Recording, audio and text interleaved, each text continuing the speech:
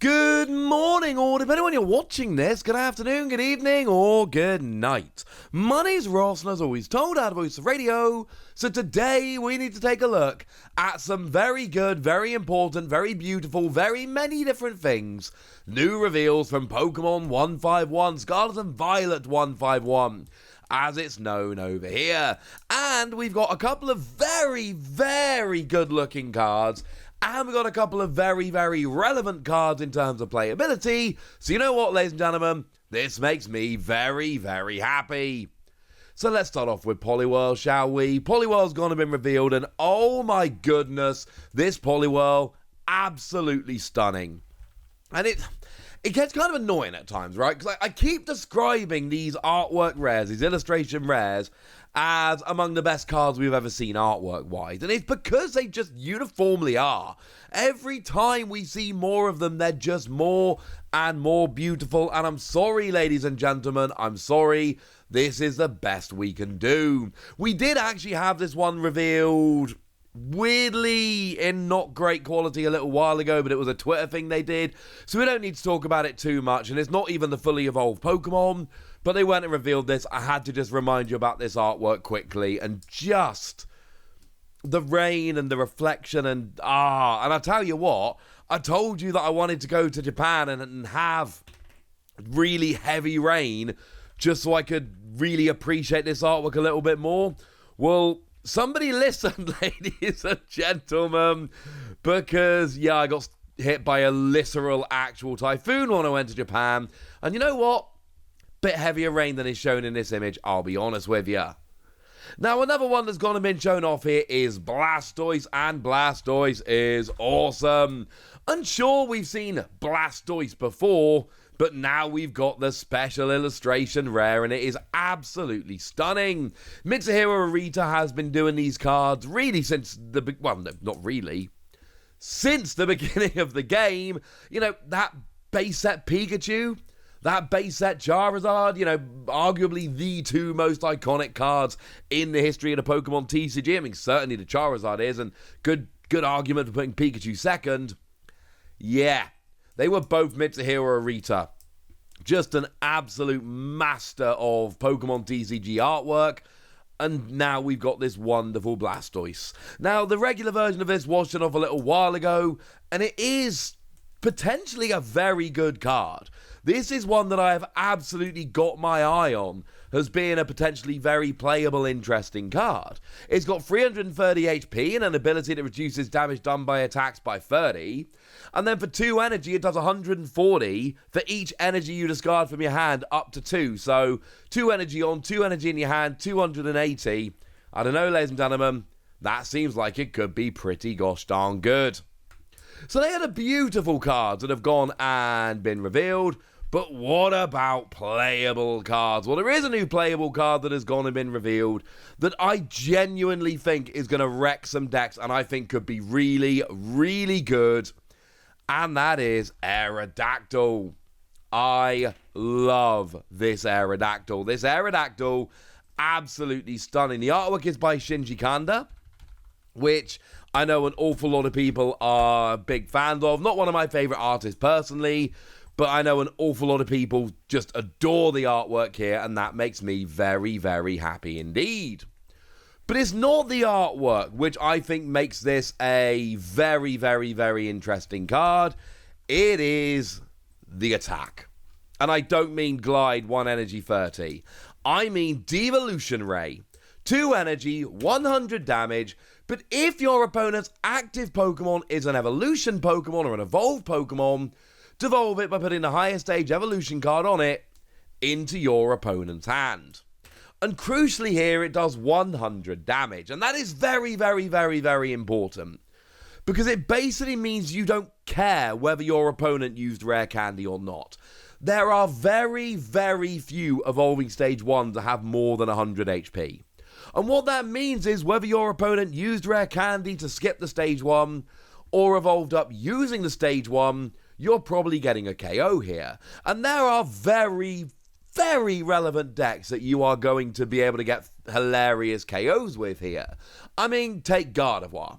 Gardevoir is a great deck But 310 HP on a stage 2, that is hard to get rid of. It is hard to KO that in one go. Possible, absolutely. Difficult. And also, stage 1, single energy attachment, potentially. That gets super duper duper awkward. Until you use Aerodactyl. And then it becomes quite easy. Because it's probably going to evolve from a Curlier. That is the one from Silver Tempest with 80 HP. That is the vast majority of the time the one that's going to be under there, because it's got the refinement ability, lets you draw cards. So you need to do 80 damage, and that means, and I said sometimes single energy, I'm referring to double turbo energy, which will pay the energy cost in one go, but mean you're not actually doing 100, you're doing 80. But things like Curlier here have 80 HP. Now, there are a bunch around that actually do have 90, but there are still enough like Curlier that you will get a one-hit KO here. And that means that you devolve the Gardevoir, do 100 to the Curlier gets KO'd. Now, an important ruling point here, you're not KOing Gardevoir, you are KOing Curlier, you only get one prize, not two. Okay, that's a slight downside, etc. But also, your opponent's Gardevoir's not on the field anymore. You've used a single energy attachment on a stage 1 Pokemon, and now your opponent doesn't have their big stage 2 that they were relying on the field anymore. And that's kind of my point here. I absolutely adore this, ladies and gentlemen. I absolutely adore this, and I do think this is going to be the kind of stage 1 that is going to see a lot of play and open up some really interesting deck building possibilities. I mean, take something like Pidgeot. With Obsidian Flames out now, a lot of people are getting very, very excited about Pidgeot. And Pidgeot, again, lot of HP, very unlikely you'll be KOing Pidgeot. But Pidgey or Pidgeotto, depending on whether they've used Rare Candy or not, yeah, they're going down easily enough, ladies and gentlemen. They are both going down pretty gosh darned easily. Although I say that, remember we do have 90 HP Pidgeotto, so that means that your opponent will essentially be able to survive a hit. If they're using the 90 HP Pidgeotto and you're using double turbo energy, you do need to remember that your opponent will survive that with 10 HP remaining. There's ways around it, but just bearing in mind there's only one Pidgeotto in the format at the moment and it's got 90 HP. Please do just remember that. Charizard, that's what I'm looking for. That's seeing a lot of play right now, or at least a lot of hype. And once again, you can just KO the Charmander. Now, the Charmeleon has 90 HP. Like I've said, there are a bunch of relevant ones that have 90 HP, I'm sorry. But, I mean, you can get a bit fancy here. You can use Vitality Band, which will do an extra 10 damage, which puts you up to 90 with the double turbo energy. That is an option if you want to go that way. Or you can not use double turbo energy and use regular energy, although then it does take 2 actual energy, which I understand. But the point is, there are enough things here that Aerodactyl is going to be able to KO, and I adore this. And of course, one more chance to give a shout out to one of my very favourite cards in the format. That is the Zorawak, that can of course swap itself with a stage 1 in your discard pile.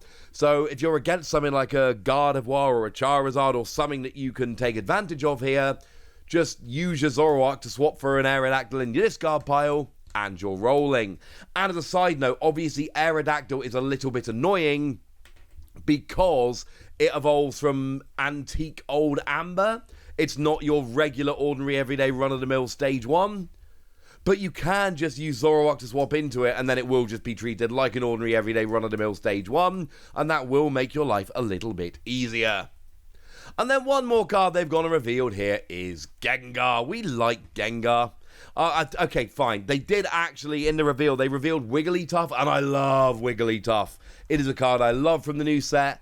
However, they already revealed that one a couple of weeks ago. So as much as I want to sit here and tell you how much I love Wiggles, it would be weird given that we literally did that when they revealed it the first time the other day. Don't know why they've chosen the need to reveal it again, but hey-ho, ladies and gentlemen. Hey-ho. And to be fair, the other one they revealed was Gengar, which was also revealed the other day, which seems a little bit weird. Some new ones and some repeat reveals, which seems weird to me, but hey-ho. Gengar's the one that for a single energy does 50 for each trainer card in your opponent's hand. On a stage 2, it's awkward, but for a single energy, that's pretty good. And Wiggles, I mean, if you got special energy, you get an extra 100 HP. If you play the supporter, you do 180 damage. And don't forget that we got the other Wiggles that lets you attach a special energy during your turn, which means you can go like double turbo and then use the ability on your single prize Wiggles. Go and attach a therapeutic energy and you're off and rolling. We don't need to talk much about these cards because they were previously revealed. It does seem weird to me that they've kind of re-revealed them when we've already had the reveals. Don't really understand why, frankly, ladies and gentlemen. But hey, I got to talk about some cool new cards, and I don't think that's a bad thing. But we have seen the Blastoise, and we've seen the Poliwhirl, and we've got that Aerodactyl. Do not sleep on the Aerodactyl.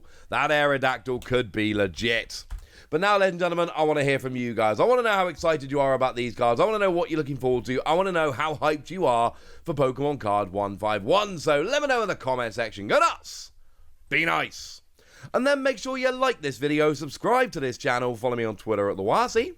That's where we talk about Pokemon and card games and Pokemon card games, all kinds of fun things.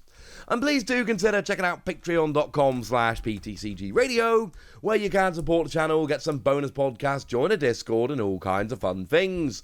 Oh, and get shout-outs on the channel, like the lovely Kanto Royalty, who always, their shout-out always comes up in a video where I'm talking about Pokemon Card 151. And they're called Kanto Royalty. I adore this. I don't know how it keeps happening. I promise you it's not planned, and I kind of love it. But yeah, look after yourselves till next time. Thank you very much for watching. My name's Ross, and you've been watching PTCG Radio.